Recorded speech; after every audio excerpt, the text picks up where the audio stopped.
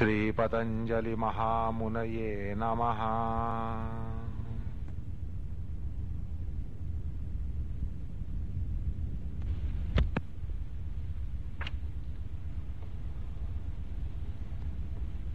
योग साधकाला अहिंसादी यमधर्म आणि शौचादी नियमधर्म पाळण्यासाठी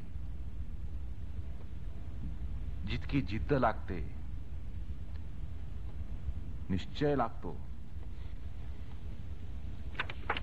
ध्येय निष्ठा लागते, चिकाटी लागते,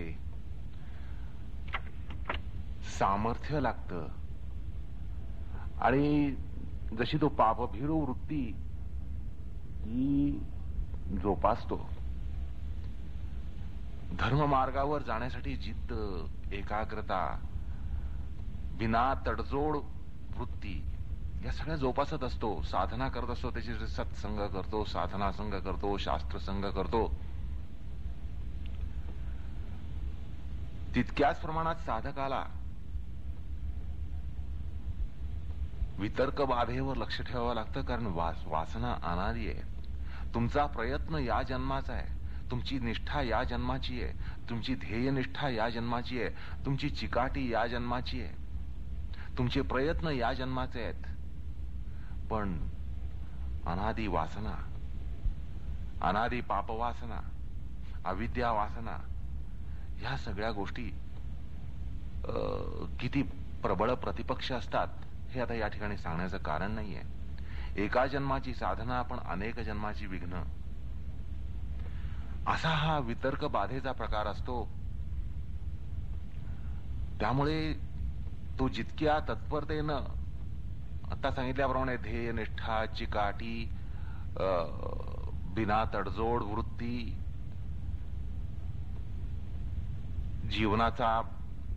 जीवनाची तपस्विता ह्या सगळ्या गोष्टी जशा जागवण्याचा, ठेवण्याचा, टिकवण्याचा प्रयत्न करतो, तितक्याच प्रमाणामध्ये किंबहुना थोड्या अधिक प्रमाणामध्ये त्याला वितर्क बाधेबद्दल जागृत राहावं लागतं. रात्रंदिवस आम्हा युद्धाचा प्रसंग असे भक्त शिरोमणी तुकाराम म्हणतात. तर सामान्य साधकानं किती तत्पर असायला पाहिजे, किती जागृत असायला पाहिजे हे सहज आपल्याला ध्यानी येतं. त्यामुळे या वितर्क बाधा कशा येतात, काय येतात, केव्हा येतात, कुठून येतात याबद्दल त्याच्या मनामध्ये, बुद्धीमध्ये एक आराखडे जे आहेत ते पक्के असले पाहिजेत.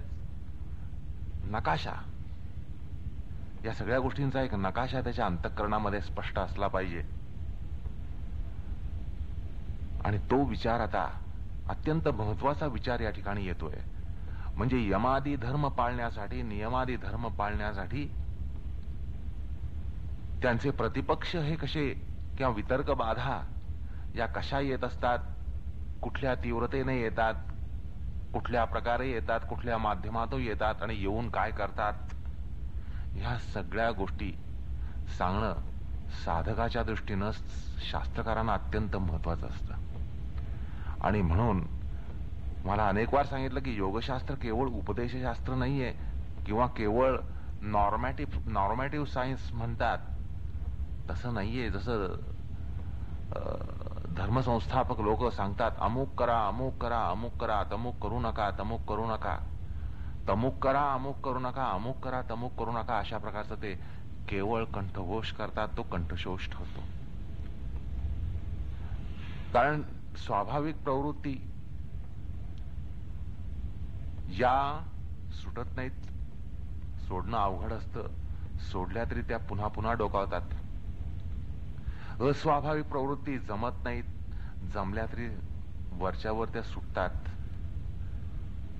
ही वास्तविकता आहे. आणि म्हणून निव्वळ योगशास्त्र, केवळ योगशास्त्र या ठिकाणी या प्रकारचं एक मनोविश्लेषण मांडतं. आणि तो जो गनिमी कावा साधकाच्या संदर्भामध्ये अधर्म वापरत असतो,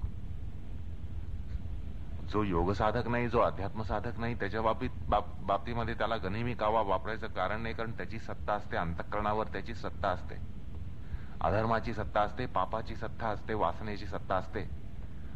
त्यामुळे त्यांचं उघड साम्राज्य असतं. पण योग साधक, अध्यात्म साधक हे धर्माला अंतःकरणाच्या सिंहासनावर ठेवण्याचा प्रयत्न करत असतात.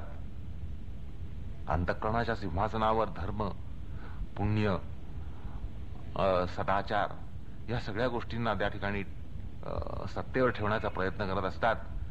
आणि त्यामुळे गनिमी काव्यानं अधर्म हा त्या ठिकाणी थैमान घालत असतो. त्यामुळे साधकाच्या दृष्टीनं, अध्यात्म साधकाच्या दृष्टीनं, योग साधकाच्या दृष्टीनं, धर्म साधकाच्या दृष्टीनं हा भाग अत्यंत महत्वाचा आहे की त्यांचा गनिमी कावा आपल्याला आगामी समजावा. आणि तो कसा होतो, का होतो, केव्हा होतो, कुठल्या माध्यमानं होतो, किंवा त्याच्यावर प्रतिकार हा त्यामुळे कशा तऱ्हेनं करायचा असतो, हा सगळा प्रकार. म्हणजे या ठिकाणी हे युद्ध आहे. रात्रंदिवस युद्धाचा प्रसंग असं ज्यावेळेला संत शिरोमणी तुकाराम म्हणतात, त्यावेळेला आपल्या इथं तर महायुद्ध चालू असतं, घनघोर महायुद्ध चालू असतं. त्यामुळे या घनघोर महायुद्धामध्ये साधकांनी आपला टिकाव कसा ठेवायला पाहिजे याबद्दल दिग्दर्शन या सूत्रामध्ये होणार आहे. तर अंतःकरणातलं महायुद्ध हा या सूत्राचा विषय आहे असं म्हटलं तर अतिशयोक्ती होणार नाही. आणि कदाचित तसं म्हटलं तर या सूत्राचा योग्य जो सूर आहे, योग्य सूत्रामध्ये जे गर्भित आहे ते कदाचित जास्त स्पष्टपणे आणि निसंदिग्धपणे अभ्यासकाच्या अंतःकरणाला लागेल.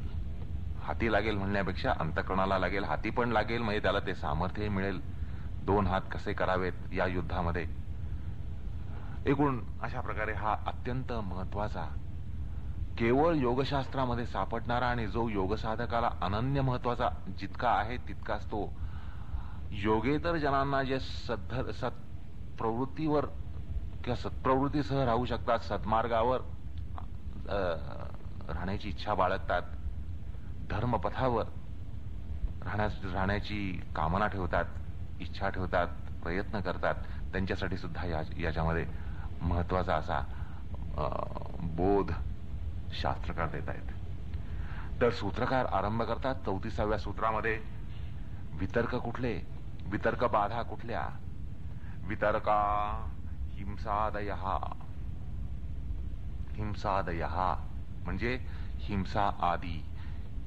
हिंसा, असत्य, स्थेय, अब्रह्मचर्य, परिग्रह, अशौच, असंतोष, तपाभाव, खुशाल चेंडू वृत्ती, अनाध्याय किंवा स्वाध्यायातला प्रमाद, ईश्वर अप्रणिधान किंवा अनिश्वर प्रणिधान, अशा प्रकारचे वितर्क असतात. आणि मग हे वितर्क कसे घडतात? कृतकारित अनुमोदिता. कृत असतात, हे आपण स्वतः करतो किंवा दुसऱ्याकडनं करून घेतो. आपल्याला जर सामर्थ्य नसेल तेवढं, अनैतिकतेचं बळ नसेल तर आपण दुसऱ्याला फूस लावून त्याच्याकडनं करून घेतो, बाबा तू कर, मला जमणार नाही. किंवा अनुमोदित, कोणी केला तर आपण त्याची वाहवा करतो, बरं झालं, मला करता आलं नाही आणि मला करायचं होतं त्यांनी केलं. अशा प्रकारे सुद्धा आपल्यामध्ये वितर्क बाधा येत असते. डायरेक्ट आणि इनडायरेक्ट, परोक्ष अपरोक्ष असे हे प्रकार घडत असतात. आणि त्यानंतर हे का घडतात, कुठल्या माध्यमातून घडतात? लोभ, क्रोध, मोह पूर्वका. लोभाद्वारा किंवा मोहाद्वारा किंवा क्रोधाद्वारा हे होत असतात. त्यांची पुन्हा ते कुठल्या श्रेणीचे असतात? काही मृदू असतात, काही मध्य असतात, काही अधिमात्रा असतात. म्हणून ते म्हणतात मृदुमध्य अधिमात्रा. ठीक आहे, मग हे जर घडलं तर याचं फळ काय असतं? दुःख, अज्ञान, अनंत फला असं त्यांचं फळ असतं. आणि म्हणून साधकाने जागृत राहून प्रतिपक्ष भावना करावी. म्हणून हे दीर्घ सूत्र येतं. वितर्का हिंसादयः कृतकारित अनुमोदिता लोभ क्रोध मोह पूर्वका मृदुमध्य अधिमात्रा दुःखाज्ञानानंता फला इति प्रतिपक्ष भावनम. असं म्हणून हे 34वं सूत्र येतं. असं आहे की याचा अर्थ असा, सूत्र अत्यंत बोलकं आहे. सूत्र अत्यंत बोलकं आहे, अर्थानं ते ओथंबून वाहत आहे. ते काय म्हणतात, वितर्क हे हिंसादी होत, ते कृतकारित अनुमोदित अशा प्रकारे होत. तसंच लोभ क्रोध मोह निमित्तानं किंवा तत्पूर्वकतेनं तन्मूलकतेनं तज्जन्येनं होत असतात. मृदुमध्य अधिमात्र अशा स्वरूपाचे, अशा तीव्रतेचे असतात. आणि दुःख अज्ञानरूपी अनंत फल देतात अशी प्रतिपक्ष भावना करावी, असं सूत्रकार सांगतात. तर पूर्वसूत्रामध्ये असं म्हटलं की वितर्कांची बाधा झाली असताना प्रतिपक्षाची भावना करावी, असं गतसूत्र होतं. आणि त्यातले वितर्क म्हणजे कोणते, त्याचा स्पष्टोल्लेख या सूत्रात होतोय. ते वितर्क कोणते, तर हिंसादी. ते कोणते आणि काय आहेत, आणि त्यांचा स्पष्टोल्लेख सूत्रामध्ये प्रथम होतो. सूत्राचा जो आद्यांश आहे, पहिला अंश आहे, त्यामध्ये वितर्का हिंसादयः असं सूत्रकार सांगतात. आणि या पदद्वयानं, दोन पदानं, अर्थात मुख्य अर्थानं वितर्क हे हिंसा आदी, म्हणजे तुम्हाला सांगितलं, ती यादी सांगितली. हिंसा अनृतस्तेय अब्रह्मचर्य परिग्रह अशौच असंतोष तपाभाव निराध्याय अनाध्याय आणि ईश्वर अप्रणिधान किंवा ईश्वर प्रणिधानाभाव किंवा अनिश्वर प्रणिधान अशा स्वरूपाचे होत असतात. अर्थात अन्य योगांगामध्ये सुद्धा अतत्परता, हेळसांड ही सुद्धा वितर्क बाधा असते. म्हणजे वितर्क केवळ यमनियमांमध्ये होतात असं मानण्याचं कारण नाही. आसन साधनेला सुद्धा वितर्क असतात.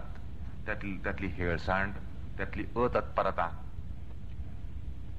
प्राणायामामध्ये सुद्धा तसंच इतर उत्तरांगामध्ये सुद्धा या वितर्क बाधा होऊ शकतात, होत असतात. केवळ यमनियमांनाच असतात असं मानण्याचं कारण नाही. अर्थात म्हणजे आसनादी अंगांविषयी शत्रुत्व करणं किंवा तिरस्कार करणं किंवा हेळसांड करणं किंवा अतत्परता ठेवणं ही सगळी वितर्क बाधाच आहे. हे काही वेगळं सांगावं लागत नाही. आता सूत्राचा जो आद्यांश आहे, पहिला अंश आहे, त्यामध्ये वितर्कांचा निर्देश होतो.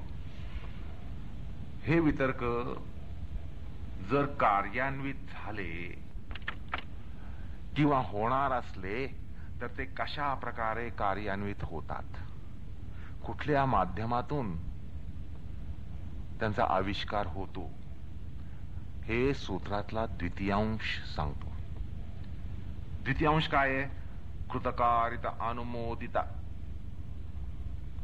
म्हणजे एक तर ते स्वतः वाक काया मनानं आविर्भूत होतील, त्यांच्याद्वारा काया वाक मनसहा आविर्भूत होतील, आपल्यामध्येच ते आविर्भूत होतील, त्यांचा आविष्कार होईल आणि आपल्यामध्ये कृत असं पाप घडेल. किंवा आपल्यामध्ये पाप करण्याचं सामर्थ्य नसेल, म्हणजे गमतीनं सांगायचं म्हणजे नीतिधैर्य नसेल, पाप करण्याचं नीतिधैर्य नसेल, तर आपण म्हणतो दुसऱ्याला पुढे घालतो, आपण तू कर रे म्हणतो, दुसऱ्याला पुढे घालून आपण ती गोष्ट करतो. तर दुसऱ्याला प्रवृत्त करणं किंवा दुसऱ्याद्वारा पाप घडलं जाणं, घडवणं, जसं मारेकरी घालण्याचा प्रकार असतो, तर तसा जो प्रकार आहे त्याला कारित वितर्क असं म्हणतात. किंवा तिसऱ्या प्रकारे म्हणजे अनुमोदित. अनुमोदित म्हणजे साक्षात अनुमोदन देणं किंवा मुकसंमती देणं, अशा प्रकारे ते होत असतं. म्हणजे या तीन माध्यमातून ते वितर्क हे आविर्भूत होत असतात. त्यानंतर सूत्राचा तृतीयांश आहे. त्यात काय म्हटलंय की वितर्क हे कुठल्या छिद्रातून होतात हे सांगितलं जातं. वितर्कांचा आविर्भाव कुठल्या माध्यमातून, कुठल्या छिद्रातून होतो आणि त्या वितर्कांचे उपरंजक कोण, पोटेन्शिएटर्स कोण, हे सांगितलं जातं. लोभ, क्रोध, मोह पूर्वका. या वितर्कांचा जो उद्रेक आहे, तो वितर्कांचा उद्रेक किंवा प्रस्फोट होण्याचं कारण सांगताना ते म्हणतात त्यामागे एकतर लोभमूलकता असते, चित्तामध्ये लोभाचं वादळ असतं, किंवा मोहाचं वादळ असतं, किंवा क्रोधाचा वणवा असतो. आणि यामुळे हे हिंसादी घडत असतात. तर आपलं धर्म मार्गावरनं पतन का होतं, आपला भ्रेष का होतो, तर त्या ठिकाणी लोभ असतो किंवा मोह असतो किंवा क्रोध असतो. अशा प्रकारे हे वितर्क कार्यान्वित होत असतात. आलं का लक्षात? म्हणजे लोभमूलक म्हणजे काय, तर त्या ठिकाणी अभिलाषा असते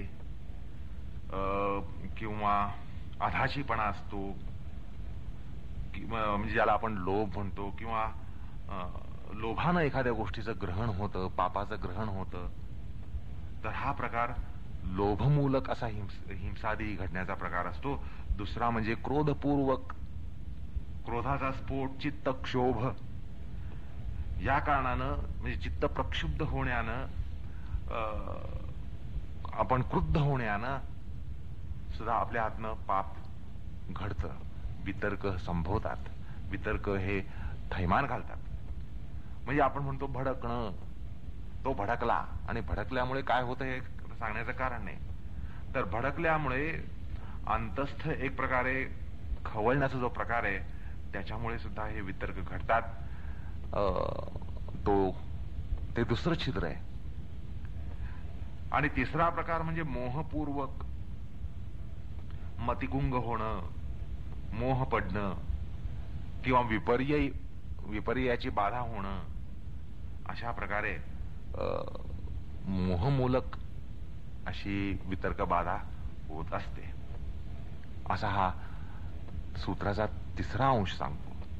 मग सूत्राचा चतुर्थांश हा वितर्कांद्वारा घडणाऱ्या पापांची प्रखरता, त्यांची सखोलता किंवा श्रेणी, इयत्ता ही सांगत असतो. हिंसादी जर वितर्क बाधनेने घडतील तर ते कसे घडतील, एकतर मृदू सौम्य प्रकारचे घडतील, बारीक सारीक असे वितर्क घडतील, किंवा मध्यम स्वरूपाचे असे घडतील. मध्य किंवा अधिमात्र म्हणजे तीव्र. अर्थात मृदू, सौम्य किंवा मध्यम स्वरूपाचे किंवा तीव्र स्वरूपाचे असे ते असतील. आणि वितर्क बाधनेद्वारा जसे हिंसादी घडण्यानं कर्मविपाकानुसार जो भोग प्राप्त होईल, अर्थात कर्म घडल्यानंतर त्याचा भोग आलाच, आणि त्यांचं स्वरूप कसं असतं, तर सूत्राचा उपांत्य पाचवा अंश सांगतो. दुःखाज्ञानानंत्या फला, म्हणजे त्यांची परिणती अनंत दुःख देणं किंवा अनंत अज्ञान देणं अशा प्रकारे होत असतं. कारण ती एक मालिका असते. हो, पाप करण्याची वृत्ती आली की एक ती मालिका पाठीशी लागते. आपण ते कर्म सिद्धांताच्या प्रकरणामध्ये पाहिलं. आणि म्हणून त्याला अनंतत्व या ठिकाणी सांगितलं की अज्ञानामध्ये अनंतत्व येतं आणि दुःखामध्ये अनंतत्व येतं. दुःखाची मालिकाच पाठीशी लागते. त्यामुळे अधःपतनाला बेसुमार अशी गती येते. आलं लक्षात? आणि म्हणून या अनंत दुःख आणि अनंत अज्ञानाचा धसका हा साधकानं घेणं या ठिकाणी ध्वनित आहे. हा धसका कसा घ्यायचा तर सूत्राचा अंतिम अंश सांगतो, प्रतिपक्ष भावनम. म्हणजे पापांचा धसका घेऊन वितर्क बाधित मनुष्य प्रतिपक्षांना उत्स्फूर्तपणे उभा राहतो किंवा प्रतिपक्षांना उत्स्फूर्तपणे उभं करतो, असा हा एकूण सूत्राचा आशय आहे. इतका प्रचंड आशय या सूत्रामध्ये सूत्रकारांनी घातलेला आहे. आता या सूत्राचा आपल्याला थोडा सखोल विचार करायला पाहिजे, अर्थात भाष्याकडे वळून हा प्रकार आपल्याला साधायला पाहिजे. तर आपण आता भाष्याकडे वळूया. भाष्यकार म्हणतात, तत्र हिंसा तावत कृतकारित अनुमोदित इति त्रिधा. भाष्यकार म्हणतात की यमनियमांना उपलक्षून असं ते म्हणतात की या ठिकाणी तत्र इथं हिंसा वगैरे कृतकारित किंवा अनुमोदित असतील आणि हे वितर्क पुन्हा कसे असतात तर ते पुन्हा लोभ क्रोध मोहपूर्वक असतात. म्हणजे ते असं म्हणतात की एकैका पुन्हा त्रिधा लोभेन मांसचर्मार्थेन क्रोधेन अपकृत अनेन इति मोहेन धर्मो मे भविष्यति इति.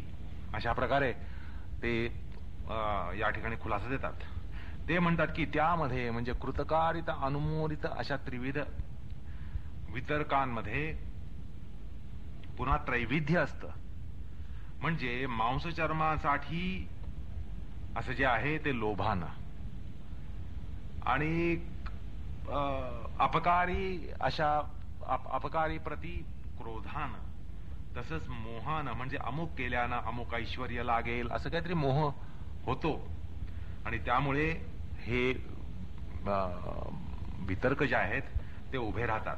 अर्थात लोभ क्रोध मोह हे पापसर्जक ते पुन्हा 3 श्रेणीचे असतात.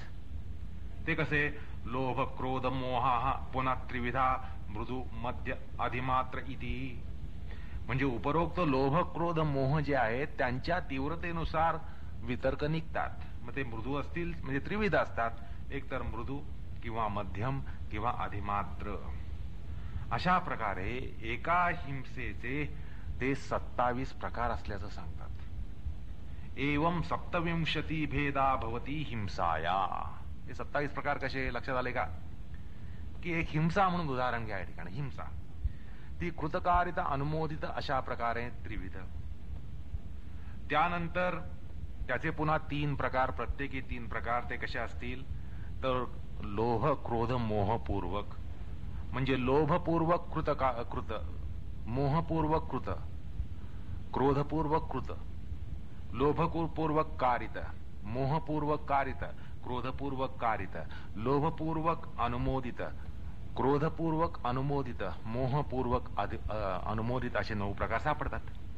पुन्हा ह्या प्रत्येकाचे या 9चे पुन्हा 3 होतात. प्रत्येकी ते कसे? मृदुमध्य अधिमात्र. म्हणजे 9 गुणिले 3 27 असे 27 प्रकार होतात. हे सांगण्यासाठी ते म्हणतात एवं 27 भेदा भवती हिंसाया. यातल्या एका हिंसेचे 27 प्रकार होतात असं ते सांगतात. आता या ठिकाणी हिंसेचं ज्याला परम्युटेशन कॉम्बिनेशन म्हणतात त्यानं 27 प्रकार होत असल्याचं आपण या ठिकाणी पाहिलं. आता हे 27 प्रकार कसे तर यांची एक आपण सूची करूया म्हणजे लगेच लक्षात येईल. त्यापूर्वी एक तुम्हाला तालिकेद्वारा हा प्रकार समजत असेल तर बघा. एक तालिका करा की वितर्क. हे वितर्क मुख्यतः सूत्रामध्ये सांगितल्याप्रमाणे कृत कारित अनुमोदित असे 3 प्रकारचे असतात. यात हे जे 3 प्रकार आहेत त्यांचे पुन्हा 3 उपप्रकार पडतात. ते कुठले? लोभ क्रोध मोहपूर्वक. आणि त्यामुळे हे असे 9 प्रकार जे होतात या 9 प्रकारांचे पुन्हा उपप्रकार होतात. प्रत्येकी 3. ते मृदू मध्य अधिमात्र. अशा प्रकारे 27 प्रकार होतात. हे एका तालिकेद्वारा समजेल. पण त्या तालिकेचा खुलासा देण्यासाठी आपण एक ह्यांची यादी करूया. यांची तुम्हाला यादी सांगतो म्हणजे तुम्हाला हे वर्गीकरण या ठिकाणी लगेच लक्षात येईल. या तालिकेत तुम्हाला असं लक्षात येईल की कृत हिंसा जी आहे, आपण या ठिकाणी उदाहरणासाठी हिंसा घेऊया. मग ती हिंसा असत्य, स्थेय, अब्रह्मचर्य, परिग्रह, अशौच वगैरे सगळ्याला लागू पडेल. उदाहरणादाखल या ठिकाणी आपण हिंसा हा वितर्क घेऊया, ही वितर्क बाधा घेऊया. यामध्ये तुम्हाला असं लक्षात येईल की कृत हे 9 प्रकारचे असतात, कृत हिंसा 9 प्रकारच्या असतात, कारित हिंसा 9 प्रकारच्या असतात आणि अनुमोदित हिंसा या 9 प्रकारच्या असतात. अशा प्रकारे 27 प्रकार हे निघतील. तर सर्वप्रथम आपण जी आता यादी करणार आहोत त्या पहिल्यांदा कृत हिंसेचे 9 प्रकार, त्यानंतर कारित हिंसेचे 9 प्रकार, त्यानंतर अनुमोदित हिंसेचे 9 प्रकार हे आपण मांडणार आहोत. तर ही दीर्घ सूची आहे, ही तुम्ही एका कागदावर उतरवा म्हणजे तुम्हाला त्याच्यावर मनन चिंतन करता येईल. तर हे 27 प्रकार असे: मृदू स्वरूपाची लोभजन्य कृत हिंसा, मध्यम स्वरूपाची लोभजन्य कृत हिंसा, अधिमात्र स्वरूपाची लोभजन्य कृत हिंसा, मृदू स्वरूपाची क्रोधजन्य कृत हिंसा, मध्यम स्वरूपाची क्रोधजन्य कृत हिंसा, अधिमात्र स्वरूपाची क्रोधजन्य कृत हिंसा, मृदू स्वरूपाची मोहजन्य कृत हिंसा, मध्यम स्वरूपाची मोहजन्य कृत हिंसा, अधिमात्र स्वरूपाची मोहजन्य कृत हिंसा. असे हे कृत हिंसेचे 9 प्रकार आहेत. आता कारित हिंसेकडे वळूया. मृदू स्वरूपाची लोभजन्य कारित हिंसा, मध्यम स्वरूपाची लोभजन्य कारित हिंसा, अधिमात्र स्वरूपाची लोभजन्य कारित हिंसा, मृदू स्वरूपाची क्रोधजन्य कारित हिंसा, मध्यम स्वरूपाची क्रोधजन्य कारित हिंसा, अधिमात्र स्वरूपाची क्रोधजन्य कारित हिंसा, मृदू स्वरूपाची मोहजन्य कारित हिंसा, मध्यम स्वरूपाची मोहजन्य कारित हिंसा, अधिमात्र स्वरूपाची मोहजन्य कारित हिंसा. असे कारित हिंसेचे 9 प्रकार आहेत. त्यानंतर आपण अनुमोदित वितर्काबद्दल बघूया. मृदू स्वरूपाची लोभजन्य अनुमोदित हिंसा, मध्यम स्वरूपाची लोभजन्य अनुमोदित हिंसा, अधिमात्र स्वरूपाची लोभजन्य अनुमोदित हिंसा, मृदू स्वरूपाची क्रोधजन्य अनुमोदित हिंसा, मध्यम स्वरूपाची क्रोधजन्य अनुमोदित हिंसा, अधिमात्र स्वरूपाची क्रोधजन्य अनुमोदित हिंसा, मृदू स्वरूपाची मोहजन्य अनुमोदित हिंसा, मध्यम स्वरूपाची मोहजन्य अनुमोदित हिंसा, अधिमात्र स्वरूपाची मोहजन्य अनुमोदित हिंसा. अशा प्रकारे ही 27 वितर्क बाधेची सूची आपण या ठिकाणी पाहिली. तुम्ही म्हणत असाल हा उपद्व्याप कशाला, गणिती उपद्व्याप कशासाठी केला एवढा? पण हा एवढ्यावर थांबत नाहीये. या हिंसेचे 27 भेद जरी सांगितले गेले तरी त्यांचे आणखी सूक्ष्म भेदाने 81 भेद होतात असंही भाष्यकार सांगून जातात. आता डोक्याला झिंजिण्या आल्या असतील की नाही? आता हे 27 वितर्क ऐकेपर्यंत तुम्हाला असं वाटलंय की हा गणिती उपद्व्याप कशाला? अहो पण या ठिकाणी तुम्हाला जो उपद्व्याप वाटतो तो थांबत नाही. 81 भेद या भाष्यकार या ठिकाणी असल्याचं सांगून जातात. तर ते असं म्हणतात, पुनर्वर्गीकरण करून ते असं सांगतात, मृदू मध्य अधिमात्रा पुन्हा त्रिधा. कसे? मृदू मृदू, मध्यम मृदू, तीव्र मृदू. ते म्हणतात की पूर्वोक्त मृदू मध्य अधिमात्र हे पुन्हा त्रिविध होतात. ते कसे? मृदू मृदू, मध्यम मृदू, तीव्र मृदू. आलं का लक्षात? म्हणजे हे जे आपण 27 प्रकार पाहिले त्या 27 प्रकारच्या हिंसेमध्ये मृदू हिंसा जर असेल, यातली आपण जर केवळ मृदू हिंसा घेतली तर मृदू हिंसा पुन्हा मृदू मृदू, मध्य मृदू आणि तीव्र मृदू अशी होईल. अर्थात त्यामुळे सगळे पूर्वोक्त मृदू स्वरूपाच्या हिंसा ज्या 9 आहेत त्याच्या तिपटीला प्राप्त होतात, म्हणजे 27 प्रकार होतात. तसंच मध्यम स्वरूपाच्या हिंसेच्या विषयी भाष्यकार म्हणतात, तथा मध्यम मृदू मध्यो मध्य मध्य तीव्र मध्य इति. म्हणजे तसेच मध्य स्वरूपाच्या हिंसेमध्ये मृदू मध्य, मध्य मध्य, तीव्र मध्य असे भाग पडतात. म्हणजे पूर्वोक्त 27 भेदामध्ये ज्या मध्यम स्वरूपाच्या हिंसा 9 असतील त्या पुन्हा त्रैविध्याला प्राप्त होतात, म्हणजे 27 होतात. आलं का लक्षात? म्हणजे मध्यम हिंसा जी आहे ती मध्यम मृदू, मध्य मध्य आणि तीव्र मध्य अशा पोटभेदाने प्राप्त होते. आणि तसंच आधिमात्र त्याबद्दल असं म्हणतात, तथा मृदू तीव्रो मध्य तीव्रो अधिमात्र तीव्र इति. तसंच पूर्वोक्त 27 जे तीव्र हिंसेचे प्रकार सांगितले त्यात पुन्हा भेद पडतात ते असे की मृदू तीव्र, मध्य तीव्र, अधिमात्र तीव्र. म्हणजे पुन्हा ह्याचे 9 प्रकार झाले. अशा प्रकारे 27 गुणिले 27 अधिक 27 अधिक 27 असे 81 प्रकार पडतात. असा तुम्हाला वाटतो तसा गणिती उपद्व्याप भाष्यकार अजूनही करता वाढवतात. म्हणजे यात 27 हिंसेचे जे प्रकार आहेत त्याचे 81 प्रभेद होतात. म्हणून भाष्यकार म्हणतात एवं एकांशती भेदा हिंसा भवती. म्हणजे अशा प्रकारे 81 विध हिंसा घडते. सुस्कारा सोडू नका, सुस्कारा सोडू नका. अजून पुढे भाष्यकार असं म्हणतात की एवढंच नाही तर 81चे पुन्हा, या 81चे पुन्हा नियम विकल्प समुच्चय भेदाने अनंत प्रकार होतात. नियम विकल्प समुच्चय असे पुन्हा त्याचे भेद होतात आणि अनंत प्रकार पडतात. म्हणजे अर्थात ते असं सूचित करतात की आता पुन्हा तालिका मांडत जाऊ नका, ती अनंत सूची असेल, आकाशाचा कागद तुम्हाला पुरणार नाही. असं होतं काय की या सा पुन्हा नियम विकल्प समुच्चय भेदात असंख्येय प्राणभृत भेदस्य असंख्येयत्वात, असंख्येयत्वात असे म्हणतात. असंख्य असे त्यांचे भेद आहेत. म्हणजे 81 जे प्रकार सांगले त्याचे पुन्हा ते असंख्येयत्वाला प्राप्त होतात, कारण त्यात पुन्हा नियम विकल्प समुच्चय भेद येतो. प्राण्याचे अगणित भेद असतात. हो, जीवराशी किती आहेत यांची गणना आहे का? आणि त्यामुळे हिंसेच्या वर्गीकरणाला अपरिसंख्येयता ही येत असते असं ते म्हणतात. अहो, प्राणी किती आहेत, प्राण्यांची गणना करता येईल का? त्यामुळे हिंसेचे किती किती प्रकार होतात हे या ठिकाणी लक्षात येतं. या ठिकाणी भाष्यकारांनी जे सांगितले त्याचा खुलासा बघूया. नियम पदाने कसं काय सांगतायत ते, सूचित काय, ध्वनित काय.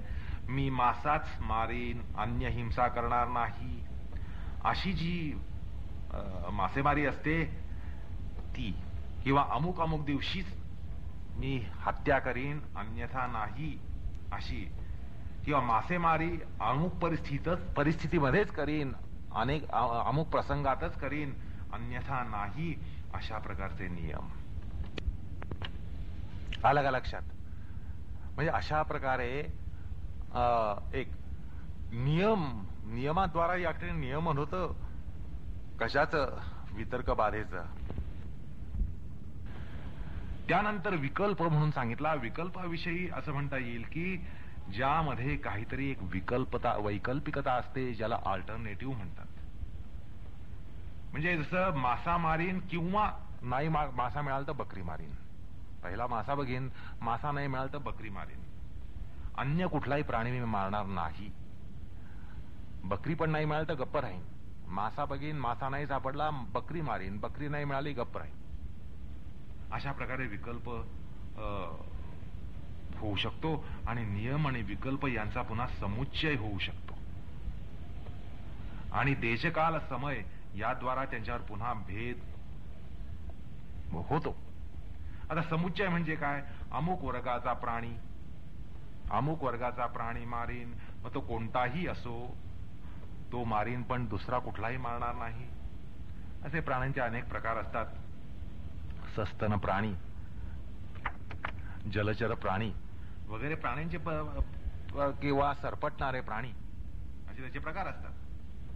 तर यातल्या कुठल्याही एकाच वर्गाच्या प्राण्याला त्याची हिंसा करीन, अन्य प्राण्यांची हिंसा करणार नाही, अशा प्रकारचा जो नियम आहे तो समुच्चय या नियमाखाली मोडतो, समुच्चय म्हणतो गणला जातो.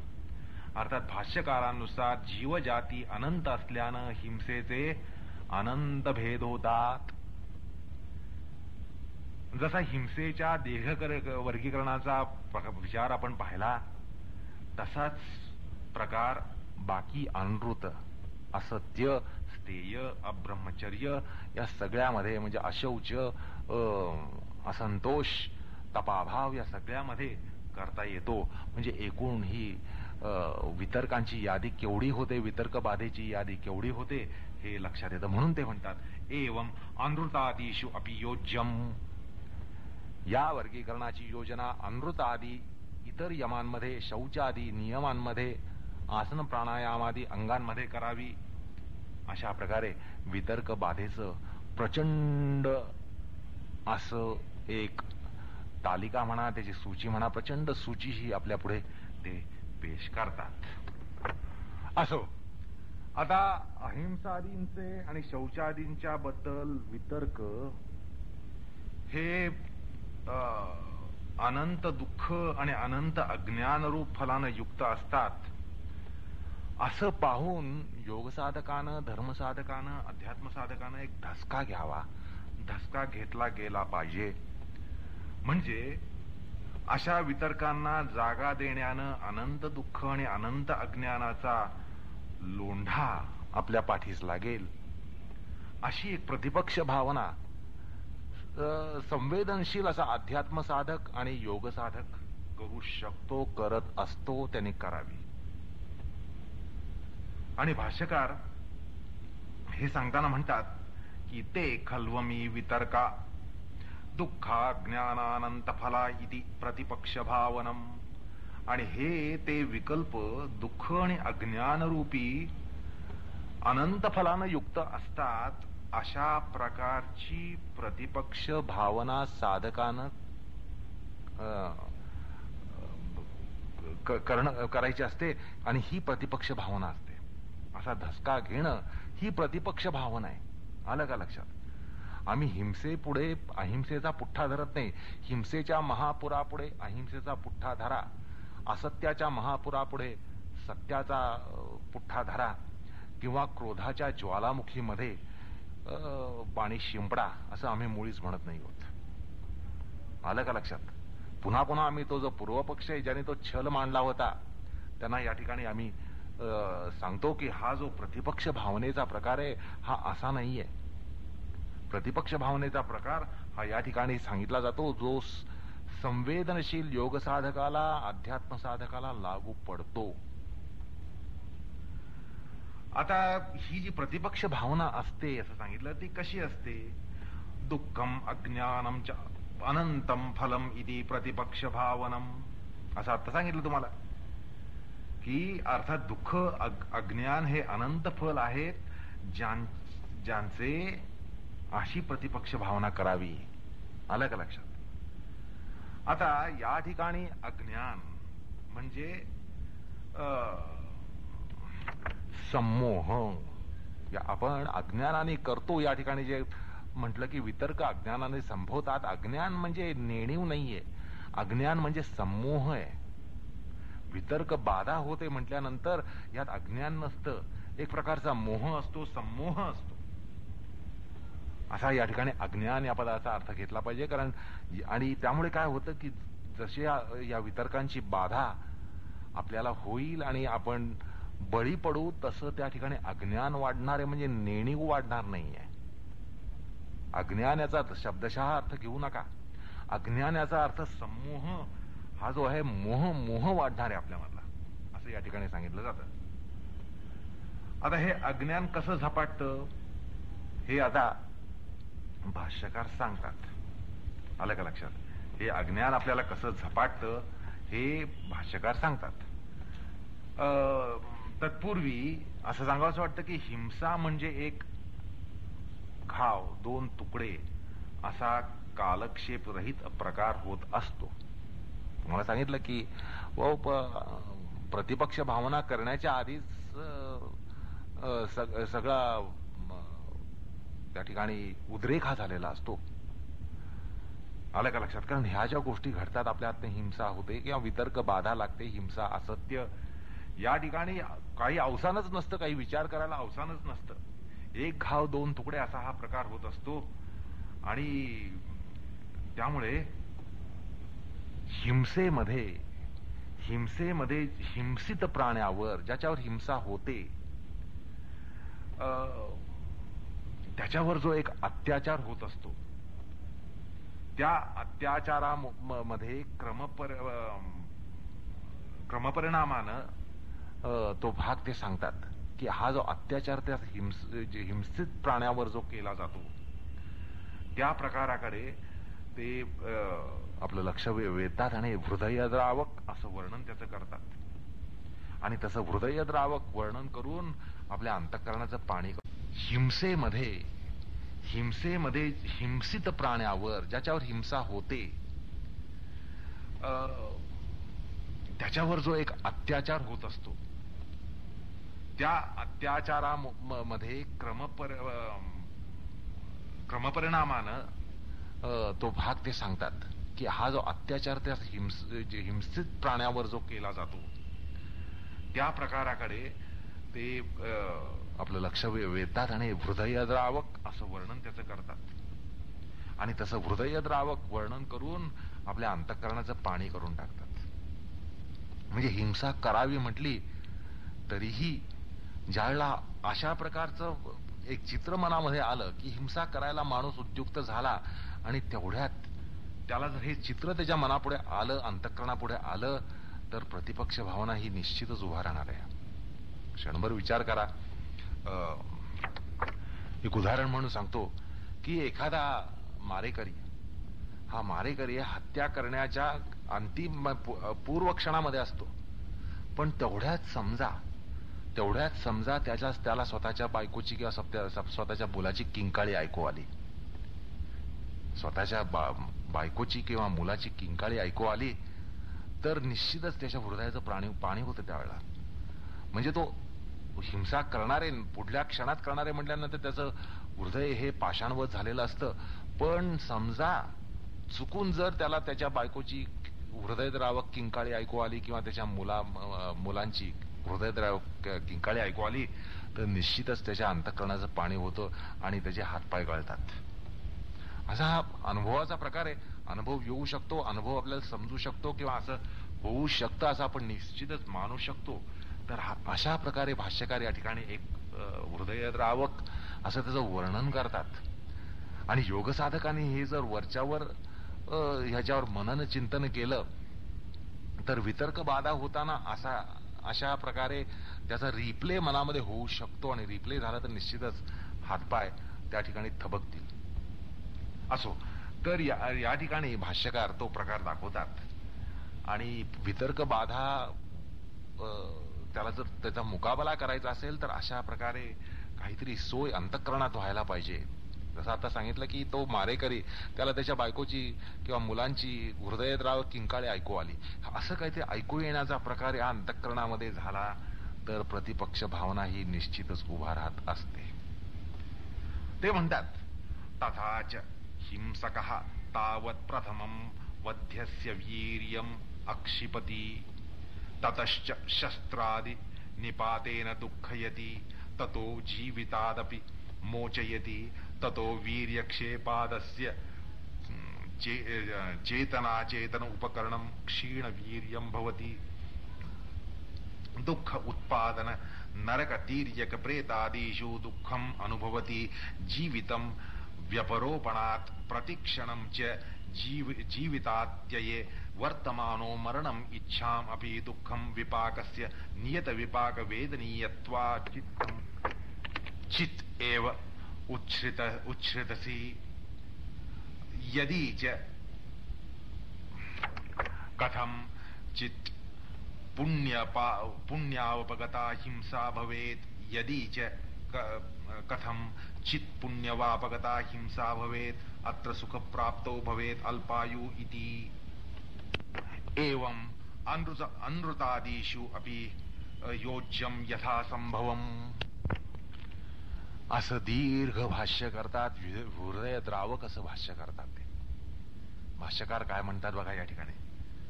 ते म्हणतात, हिंसक हा हिंसिताचे प्रथम बलाला अवरुद्ध करतो. हे रनिंग कॉमेंट्री असं समजा, धावतं समालोचन आहे. हिंसक हा हिंसिताच पहिल्यांदी त्याच्या बलाला अवरुद्ध करतो, अनंतर शस्त्रादी प्रहारानं दुःख देतो, त्यानंतर जीवानिशी मारतो. अशा हिंसिताचं बल अवरुद्ध झाल्यानं त्याचं चेतनाचेतन सहकारी क्षीणवीर्य म्हणजे निर्बल होतात आणि तो हिंसक अशा प्रकारे दुःखदायक ठरल्यानं नरकात जातो किंवा तिर्यक योनीत जातो, तिर्यक योनीत जन्म घेतो किंवा प्रेतादी योनीमध्ये जातो. असा हिंसक आगामी ज्या भोगांचं बीजारोपण करतो तो भोग असा असतो की पशुच्या जीवनमोचनानं प्राणहरण करण्यानं हिंसक हा प्रतिक्षण दुस्साध्य रोगानं पीडित होतो, अत्यंत दुःखदायक अशा रोगानं पीडित होतो. मरणेच्छा धरून सुद्धा नियत विपाक भोग येईपर्यंत श्वासोश्वास थांबत नाही. त्याचे असे हाल होतात की त्याला वाटतं आपण आता मरून जावं, जीवन नकोसं झालं असतं, पण नियत कर्म विपाकामुळे श्वासोश्वास मात्र चालूच राहतो. नकोसा जीव झाला असतो, इतके त्याचे हाल होतात. हिंसकाचे असे हाल होतात, पण त्याला मरण हवे असलं तरी मरण मिळत नाही.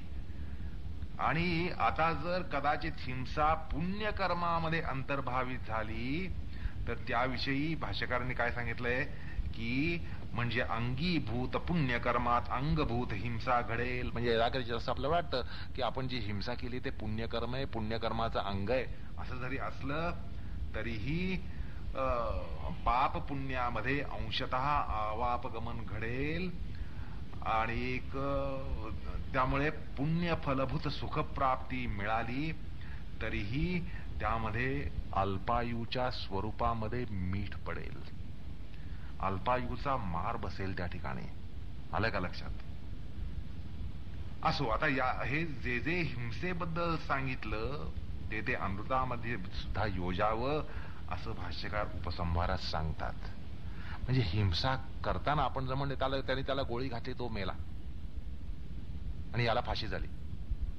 आता या ठिकाणी हृदयद्रावकत्व काही नाहीये, पण अशी जर त्याचं धावतं समालोचन जर दिलं, म्हणजे भाष्यकारांनी ते पेश एवढ्यासाठी केलं की हे अभ्यासकाच्या अंतःकरणावर बिंबलं पाहिजे.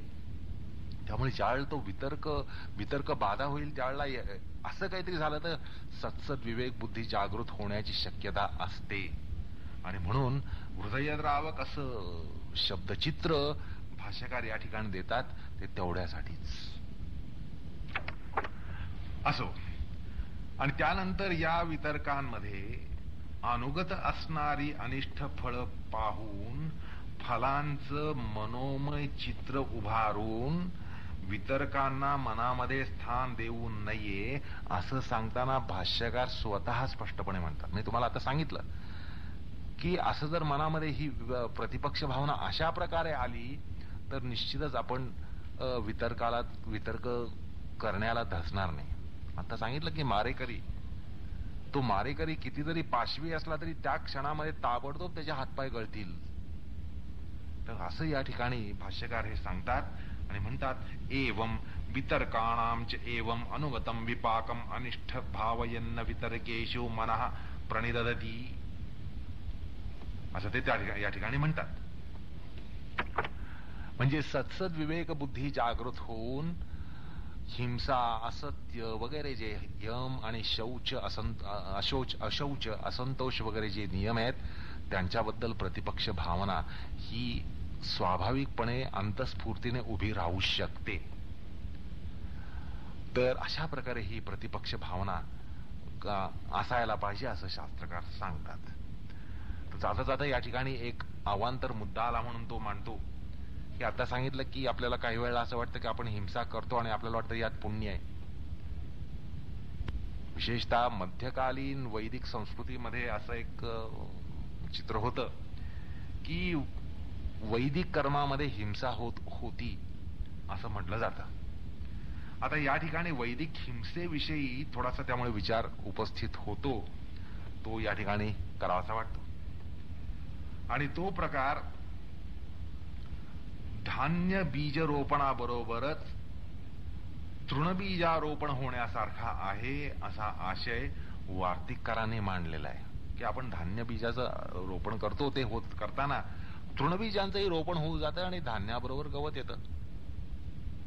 असा हा प्रकार असतो असं वार्तिककार म्हणतात. हे या ठिकाणी सांगावं असं वाटतं.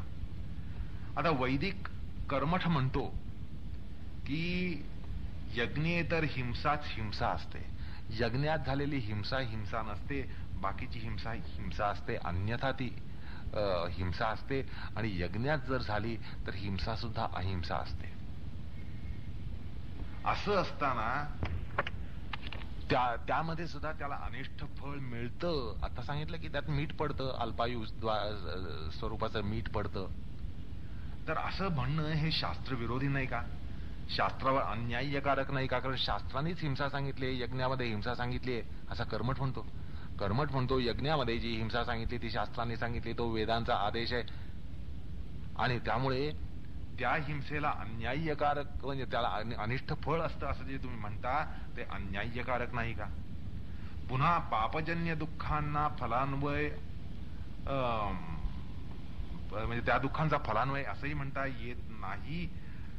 तर असं म्हणावं लागतं की अगदी राजभोग रूपी पुण्यार्जन असलं तरीही गर्भवास रूप दुःख असणारच की.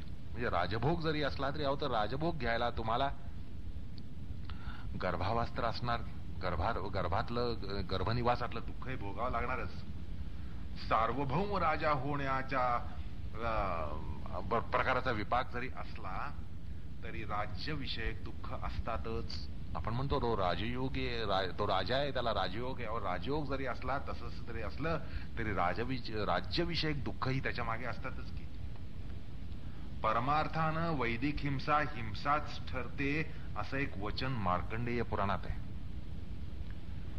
कर्मठाला या ठिकाणी उत्तर दिलं जातं की वैदिक यज्ञातली वैदिक कर्मातली हिंसा सुद्धा हिंसाच आहे. मार्कंडेय पुराणामध्ये असं म्हटलंय, तस्मात्यास्याम्यहं तात दृष्टमेव दुःख सन्निधम त्रयी धर्मम अधर्मास्य किं पाकम फल सौनिभम. तर त्यालाही त्यांनी पापच ठरवलंय. भगवद्गीतेत सुद्धा एक वचन आहे, त्रैगुण्या विषया वेदा निस्त्रैगुण्योर भवार्जुन. वेदामध्ये तिन्ही गुणांसाठी तिन्ही प्रवृत्तीच्या लोकांसाठी तो धर्म सांगितलाय आणि शेवटी परमप्राप्तीसाठी निस्त्रैगुण्य व्हावंच लागतं. तर परमार्थ साधणारा जो धर्म असेल त्या ठिकाणी मग ती कुठलीही हिंसा असो ती हिंसाच ठरते.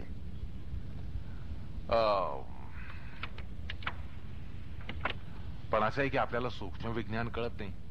यज्ञकुंडामध्ये काही बळी पडला समजा तर आपण म्हणतो ही हिंसाच आहे. बुद्धिवादी म्हणतो की शेवटी तुम्ही त्या जीवाला जीवानिशी मारलं तर म्हणजे ती हिंसाच आहे. पण आपल्याला सूक्ष्म विज्ञान कुठे कळतं, कसं कळेल? कळणार नाही. असं आहे की झाड छाटणं, झाड हा हे शेवटी त्याला तो जीव आहे, त्याला जीव आहे हे आज आपण मान्य करतो की वनस्पतीमध्ये सुद्धा जीव आहे. पण ज्यावेळेला आपण झाड छाटतो, त्याची काहीतरी काटछाट करतो, त्यावेळेला आपल्याला ती हिंसाच वाटते. पण झाडाच्या वाढीसाठी ते अत्यंत आवश्यक असते. अत्यंत आवश्यक असते. त्यामुळे वरवर पाहता आपल्याला वाटतं की हा काहीतरी या ठिकाणी नाश आहे, पण हा नाश सर्जनासाठी असतो. त्यामुळे असं जरी क्षणभर धरलं की मध्यकालीन वैदिक धर्मात हिंसा जी होती ती धर्म्य होती का अधर्म्य होती, आणि धर्म्य होती असं जरी म्हटलं तरी त्याला त्या ठिकाणी असं समाधान सांगता येतं की ती जी हिंसा होते ती आपल्याला हिंसा म्हणून दिसते, पण त्या विनाशामागे सर्जनशीलता काही असू शकते. आणि तशी असल्याखेरीज वेदधर्म तसा सांगणार नाही. आणि सर्वात महत्वाची गोष्ट म्हणजे वेदधर्म जो आहे, वैदिक धर्म जो आहे, तो सगळ्या प्रकृतीच्या माणसांसाठी आहे. मग काही लोक राजसिक असतात, काही लोक तामसिक असतात. त्यांना धर्माने कवटाळलंच पाहिजे आणि त्यांना योग्य असा धर्म सांगितला पाहिजे. त्यांना रुचेल असा धर्म सांगितला पाहिजे. आणि मग त्यांची उत्क्रांती होता होता होता ते पण ब्रह्ममार्गावर येऊ शकतात. पण त्यांना त्याचा अस्वीकार करणं हा सनातन धर्माचा धर्म नव्हे. सनातन धर्म हा सगळ्यांना कवटाळतो. त्यामुळे राजसिक आणि तामसिक लोकांना ज्या वेळेला आपल्या वैदिक धर्मामध्ये मांसाहार सुद्धा सांगितला असेल किंवा सांगितला, क्षत्रिय धर्मामध्ये तो सांगितला, तर तो एवढ्यासाठी सांगितला किंवा सुरापान जरी सांगितलं असलं तरी त्याचाही एक विशिष्ट विधी आहे. तुला सुरापान करायचंय का बाबा, महा तू सौत्रामणी यज्ञ कर, सौत्रामणी यज्ञासाठी लागणारी धावपळ कर, त्याच्यासाठी सगळा उपद्व्याप कर, तो यज्ञ कर आणि एका पवित्र वातावरणामध्ये, अर्थात तो यज्ञ केलाय, यज्ञाचं एक शेष म्हणून तू त्याचं सुरापान कर. आता सुरापान यज्ञांगभूत असं सुरापान करणं आणि एका खोलीमध्ये दार खिडक्या लावून आपण दारू पिणं ह्याच्यामध्ये फार मोठा फरक आहे, फार मोठा फरक आहे. कारण सौत्रामणी नावाचा यज्ञ केल्यानंतर दारू पिण्याची मुभा वैदिक धर्मामध्ये आहे. तर सौत्रामणी यज्ञ करण्यासाठी, एक धर्मकर्म करण्यासाठी एक जो सामाजिक सोहळा, धार्मिक सोहळा होतो, त्याच्यामध्ये माणसाची निश्चित मनोवृत्ती थोडी उच्च असते आणि त्या ठिकाणी तो जर यजमान सुरापान करत असेल तर ती वेगळ्या भूमिकेतून करत असतो. त्यापेक्षा हा संध्याकाळी एका बंद खोलीत दार खिडक्या लावून दारू पितो, त्यामागे मनोवृत्ती वेगळी असते. आलं का लक्षात?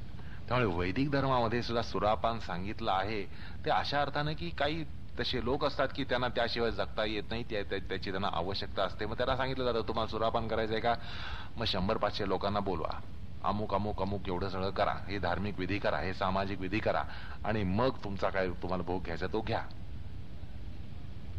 म्हणजे ही अशा प्रकारे उदात्तीकरण करण्याची ही प्रक्रिया वैदिक धर्मामध्ये होती. त्यामुळे वैदिक धर्म हा सर्वसमाविष्टक आहे, समावेष्टक आहे. हे या ठिकाणी त्याचं लक्षण असल्यामुळे वैदिक धर्मामध्ये हिंसादी गोष्टी आल्या असल्या तरी त्या या कारणाने आलेल्या आहेत. आलं का लक्षात? म्हणजे त्या लोकांना सुद्धा धर्मामध्ये त्यांचा समावेश करण्यासाठी या गोष्टी आल्या. प्रवृत्ती निवृत्ती हे 2 पंथ वैदिक धर्मामध्ये आले. ते एवढ्यासाठी प्रवृत्ती म्हटल्यानंतर वेगवेगळ्या प्रवृत्तीचे लोक असतात, त्यांची सोय कशी करता येईल आणि त्यांना उदात्त कसं करता येईल, त्यांच्यामध्ये उत्क्रांती कशी आणता येईल हा विचार वैदिक संस्कृतीने केला. आणि त्यामुळे यज्ञांगभूत हिंसा वगैरे जर आल्या असल्या तरी त्याचं आपण या ठिकाणी समर्थन करू शकतो. असो, आता आपण सूत्राशयाकडे वळूया. भाष्यकारांनी 5 यमांना अनुलक्षून अहिंसेच्या वितर्काची म्हणजे हिंसा या ठिकाणी उभी केली आहे आणि ती वितर्क बाधा कशी कशी कार्यान्वित होते आणि त्याच्या अभिभवासाठी कशी कशी प्रतिपक्ष भावना करावी हे सविस्तर सांगितलंय. आणि शेवटी उपसंहारामध्ये म्हटलंय एवं अनृतादिषु अपि योज्यम यथा संभवम. म्हणजे हिंसारूप विकल्पामध्ये जशी जशी प्रतिपक्ष भावना सांगितली आहे तशी तशी प्रतिपक्ष भावना अनृतादी विकल्पांमध्ये, वितर्कांमध्ये यथासंभव करावी. म्हणजे ते यथासंभव उठतील तशा तशा प्रमाणामध्ये करावी. आता अनृत हा सत्य धर्माचा वितर्क आहे. तो सूत्रकारांनुसार कृत, कारित, अनुमोद्य असा असू शकेल. आता कृत अनृत म्हणजे स्वमुखे, स्वतःच्या तोंडाने, स्वबुद्धीनं, स्वार्थ आणि हेतू पुरस्सरतेनं असत्य कथन करणं. आणि एक कारित अनृत हे जे आहे ते परिस्थिती वशात पण स्वतःमध्ये ते धैर्य नसल्यानं, अनिती धैर्य नसल्यानं, स्वतःमध्ये सामर्थ्य नसल्यानं परहस्ते परप्रयत्नानं घडेल. दुसऱ्याकडनं ते करून घेतलं जाईल. जसं धाक धपटशानं मैत्रानं म्हणावं, चैत्रा खरे बोलशील तर हातपाय तोडीन. आणि त्यामुळे हातपाय गाळून अनृत वक्तव्य करणं हा कारित अनृताचा प्रकार. किंवा जेव्हा मौन हे अनृत ठरेल तेव्हा एखाद्या मोहाला बळी पडून मौनाचार व परिणामी अनृताचार घडावा असा हा प्रकार असतो. अनुमोदित अनृताचा प्रकार म्हणजे बापानं मुलाला खोटं बोलायला मुभा देण्यासारखा प्रकार आहे. अनुमोदित प्रकारामध्ये एखाद्या खोटं बोलणाऱ्या व्यक्तीला अनृत वर्तन केलेल्याला प्रोत्साहन देणं हाही प्रकार मोडतो. अर्थात अनृताचे कृत कारित अनुमोदित प्रकारचे वितर्क असतात. आता असंही घडू शकतं की स्वतः अनृताचरण करणं किंवा दुसऱ्या करवी करून घेणं, जेव्हा चैत्राच्या वचनावर मैत्र विश्वास ठेवील अशी परिस्थिती असताना विष्णुगुप्तानं चैत्राकडून अनृताचरण करून घेणं, जसा महाभारतातला नरोवा कुंजरोवा प्रकार. म्हणजे द्रोणाचार्यांना माहित होतं की युधिष्ठिर काही खोटं बोलणार नाही म्हटल्यानंतर युधिष्ठिराकडनं आपण ते ऐकावं आणि कृष्णाने त्याला अनृत वचन करायला त्यामुळे भाग पाडलं. कृष्णाने युधिष्ठिराला खोटं बोलायला लावलं कारण कृष्णाला माहिती होतं की द्रोणाचार्यांचा युधिष्ठिराच्या वक्तव्यावर विश्वास आहे असणार आणि म्हणून त्याच्याकडनं अनृत वर्तन हे करून घेतलं. अर्थात जे धर्मतः अनृत वर्तन नव्हतं. आता हा अनृत रूप वितर्क लोभमूल किंवा क्रोधमूलक किंवा मोहमूलक किंवा लोभ क्रोध मोहजन्य असा असू शकतो. आलं का लक्षात? आपण पहिल्यांदी लोभमूलक घेऊ. आता लोभमूलक, लोभानं आपण खोटं बोलतो किंवा दुसऱ्याला बोलायला लावतो. आपण दुसऱ्याला लोभ दाखवून दुसऱ्याला बोलायला लावतो किंवा लोभ कारण आपण दुसऱ्याने अनृत वक्तव्य केलं असेल तर आपण टाळ्या वाजवतो किंवा त्याला प्रोत्साहन देतो. खोटं बोलायला प्रोत्साहन देतो किंवा खोटं बोलल्यावर आपण त्याची वाहवा करतो. म्हणजे कृत कारित अनुमोदित हे प्रकार हे लोभामुळे होत असतात. म्हणजे आपल्याला काही कशाचा तर लोभ होतो. लोभ झाल्यामुळे आपण स्वतःहून खोटं बोलतो किंवा दुसऱ्याला खोटं बोलायला लावतो किंवा तिसरा कोणी खोटं बोलला असेल तर आपण त्याची वाहवा करतो किंवा आपण प्रोत्साहन देतो. तिसरा कोणी जर खोटं बोलणार असेल तर आपण प्रोत्साहन देतो. असा अनुमोदनाचा प्रकार लोभमूलक असू शकतो. तसाच तो क्रोधमूलक असू शकतो. क्रोधामुळं आपण स्वतः अनृत वक्तव्य करू शकतो आणि करतो. आपल्याला काय क्रोध आला असतो, एखाद्यावर चिडलेला असतो आपण, त्याच्यामुळे आपण खोटं स्वतःहून बोलतो किंवा आपण दुसऱ्याला बोलायला लावतो किंवा दुसरा आपल्याला बोलायला लावतो. बळजबरीनं दुसरा आपल्याला धाक दपटशा दाखवून म्हणतो तू खोटं बोल नाही तर हातपाय तोडीन. हे कारित आहे. म्हणजे आपण स्वतःहून जरी बोललो त्या ठिकाणी खोटं तरी ते कारित अशा प्रकारचं अनृत असतं. म्हणजे कारित हे जे आहे ते आपण आपल्याकडनं करून घेतलं जाऊ शकतं किंवा आपण दुसऱ्याकडून करून घेऊ शकतो. त्यानंतर अनुमोदित असा प्रकार असतो की त्या ठिकाणी आपण दुसऱ्याला अनुमोदन देतो किंवा प्रोत्साहन देतो आणि त्याची वाहवा करतो. क्रोधामुळे हे होऊ शकतं. म्हणजे एखाद्याबद्दल आपल्याला राग असतो, क्रोध असतो, शत्रुत्व असतं आणि म्हणतो तू बरं झालं, तू केलंस का, बरं झालं.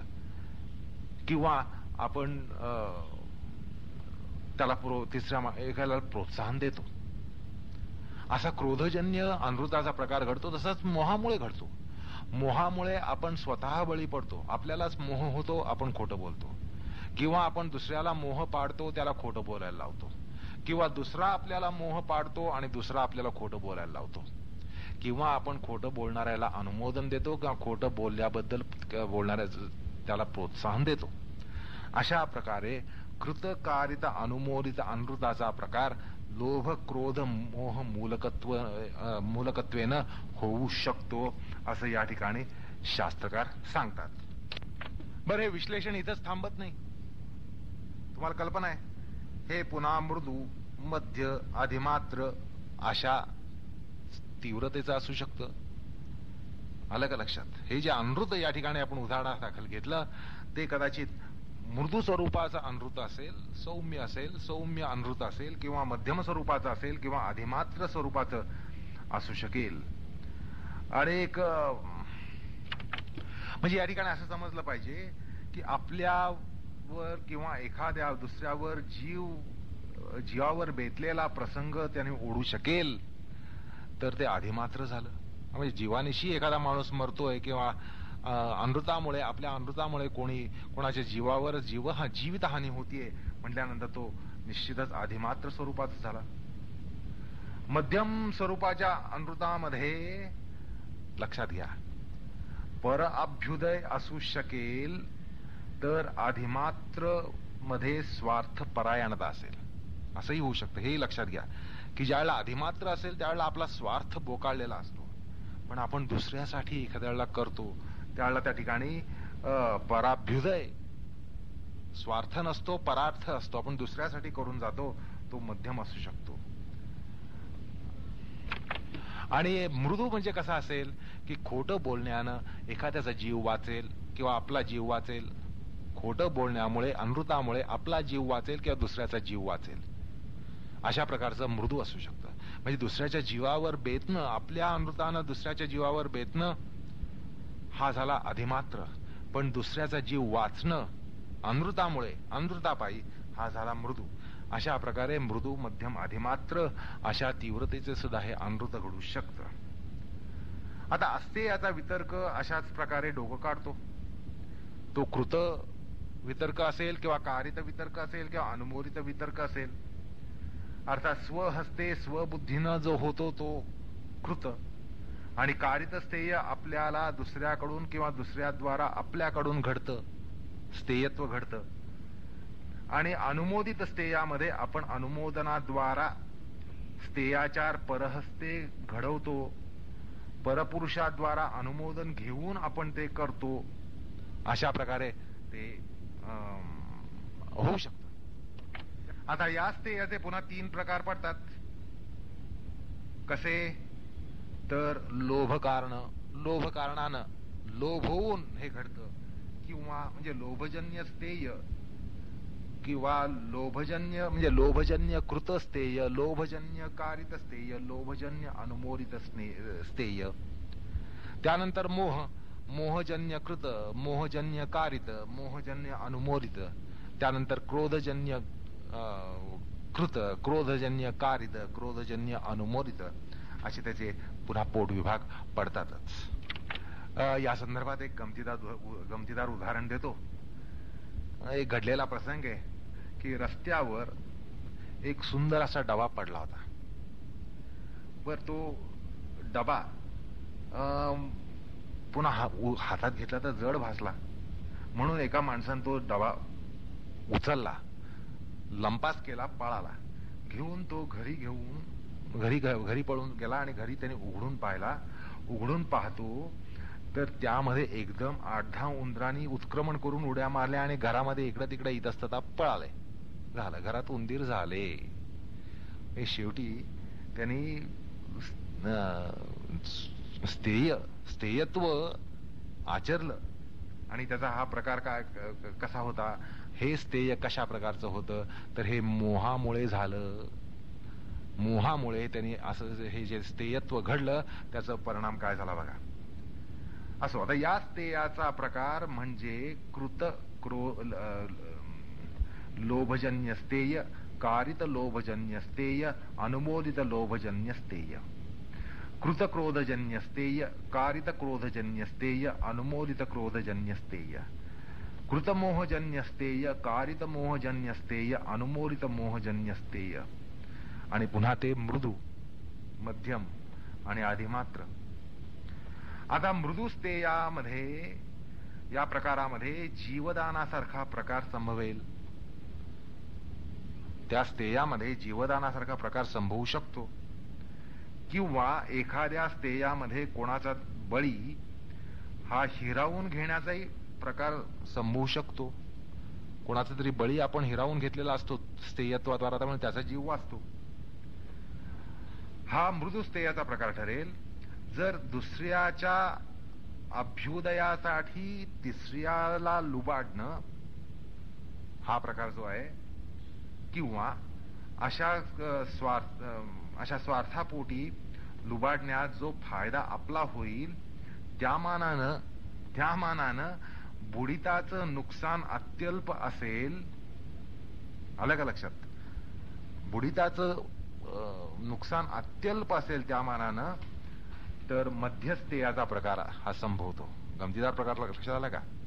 की आपण चोरी करतो, त्याचा आपल्याला जितका फायदा होतो त्या मानानं ज्याला लुबाडलं त्याचं नुकसान फारच कमी झालं. असं जर असेल तर ते मध्यम प्रकारचं असू शकतं.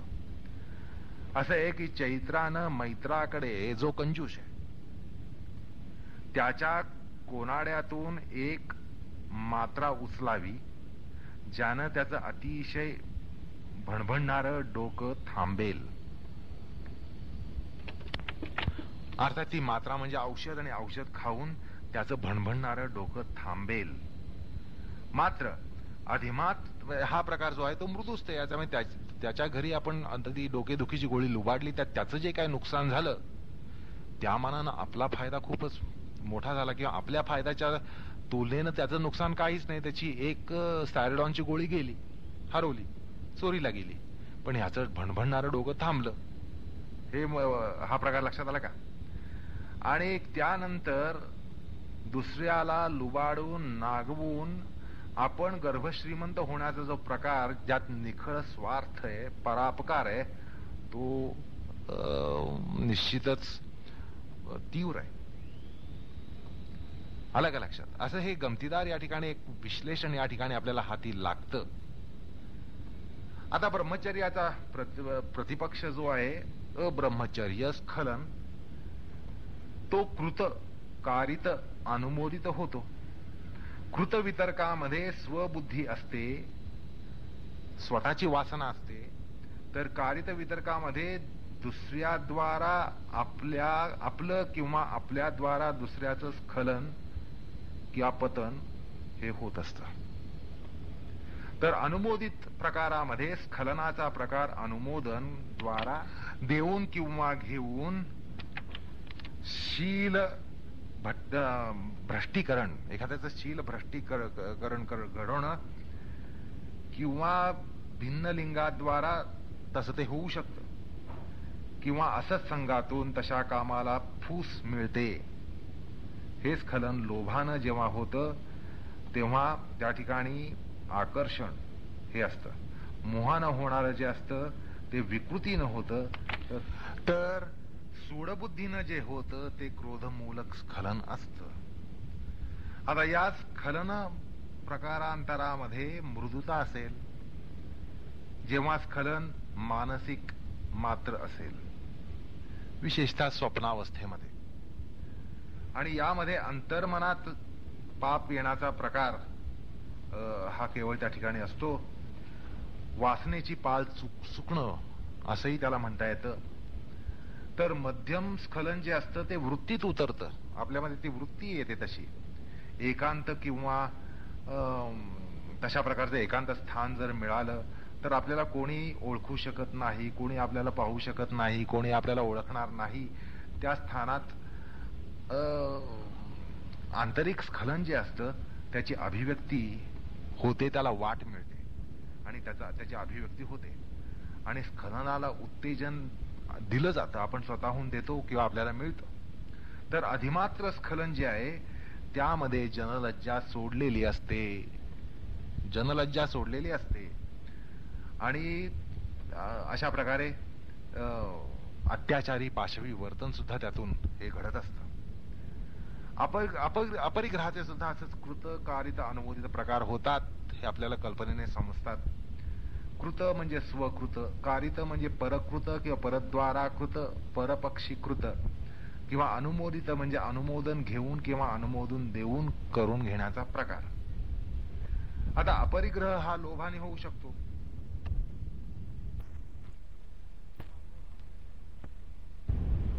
किंवा क्रोधानं होऊ शकतो, किंवा मोहानं होऊ शकतो.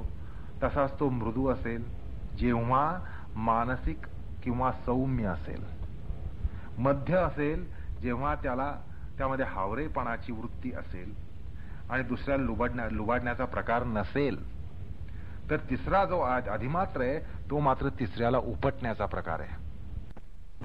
तिसऱ्याला उपटणं असा हा अधिमात्र प्रकार आहे. आता मृदू मध्य अधिमात्र स्वरूपाचे अहिंसा अपरिग्रह पर्यंत जे प्रतिपक्ष ते पुढील प्रमाणे संभवू शकतात. आता हे विश्लेषण लक्षात घ्या. पहिला प्रकार म्हणजे मृदू स्वरूपाच्या वितर्कामध्ये केवळ मनोमय वितर्काची छाप पडेल, जसं मानसिक खून, मानसिक जळफळाट, मानसिक हिंसक पाप घडणं, तसंच तेय आदी मनाचे आंतरिक कोशामध्ये संस्कार रूपानं आपलं अस्तित्व दाखवण्याचा प्रकार. आलं का लक्षात? म्हणजे या ठिकाणी उघड काही घडत नाही आणि मनाच्या आंतरिक कोशामध्ये हे होतं. केवळ वाटणं असं जर म्हणतो ना, काही वेळा आपल्या मनामध्ये पापविचार हा येऊन जातो, नुसताच तो येऊन जातो, त्याला काही अभिव्यक्ती तशी होत नाही. हा जो आहे तो मृदू प्रकार आहे. मध्यम वितर्क हा जो आहे तो त्यामध्ये काहीतरी अपरिहार्य असतं किंवा असहायावस्था असते. आलं का लक्षात? म्हणजे काळाचा बळी आपण म्हणतो ना, काळाचा बळी, वेळ आली होती, काळ आला होता, अशा ह्यानी ते वितर्क संभवतात आणि त्या कारण होणारे असे ते वितर्क असतात. अधिमात्र वितर्कामध्ये मात्र उघड वर्तन असतं आणि तेही दुसऱ्याला निस्सत्व, निर्जीव, निष्कांचन, निर्बल करण्यासाठी असतं. तसंच मृदू मध्य अधिमात्र वितर्क असे सुद्धा सांगता येतात. कसे? मृदू म्हणजे त्या ठिकाणी काय असतं? मिथ्याचार, दंभाचार, हे मृदू. मध्यम जे आहे त्या ठिकाणी अनाचार आणि अधिमात्र जो आहे त्या ठिकाणी अत्याचार किंवा विपरीताचार. आलं का लक्षात? आता हा प्रकार समजावून घेण्यासाठी एक उदाहरण सांगतो. आलं? पुन्हा लक्षात ऐका. मृदू जो आहे त्यामध्ये केवळ मिथ्याचार असतो किंवा दंभाचार असतो. मिथ्याचार असतो किंवा दंभाचार असतो, त्या ठिकाणी फसवणूक असते. आणि मध्य जो आहे त्यामध्ये अनाचार असतो. म्हणजे आता सत्याच्या संदर्भात म्हणजे खोटं सत्य न सांगणं आणि खोटंही न बोलणं. सत्य न सांगणं, खोटंही न बोलणं हा अनाचार आहे. धर्म न पाळणं हा अनाचार आहे. आलं का लक्षात? आणि अधिमात्रामध्ये अत्याचार असतो, विपरीताचार असतो, उघड अधर्म असतो. आलं का लक्षात? मिथ्याचार म्हणजे धर्म पाळतो असं दाखवावं, दंभ आहे, मिथ्याचार आहे. मी धर्म पाळतो असं दाखवणं, असं भासवणं, हा झाला मृदू. मध्यम म्हणजे धर्म पाळणं सोडून देणं, धर्मपालन सोडून देणं, धर्मवर्तन सोडून देणं. पण अधर्मच करेल असं नाही, त्या ठिकाणी धर्म मात्र सोडून देईल. पण अधिमात्रामध्ये अत्याचार असतो म्हणजे पापाचरण होतं, अधर्म हा कवटाळला जातो, अधर्मच हा केला जातो. आता आलं का लक्षात? अशा प्रकारे मृदू म्हणजे मिथ्याचार किंवा दंभाचार, मध्य म्हणजे अनाचार आणि अधिमात्र म्हणजे अत्याचार किंवा विपरीताचार. म्हणजे मृदूमध्ये सेम्बलन्स ऑफ व्हर्च्यू असं म्हणता येईल, मध्यम मध्ये giving up of adherence of virtues आणि तिसऱ्यामध्ये openly resorting to vices and wickedness with shamelessness, unscrupulousness. अशा प्रकारे हे 3 प्रकार असतात. आता हे 3 प्रकार एका उदाहरणाद्वारा आपण बघूया, म्हणजे तो प्रकार स्पष्ट होईल. पण तो प्रकार आपण पुढल्या प्रसंगात करूया. कृष्णार्पणमस्तु.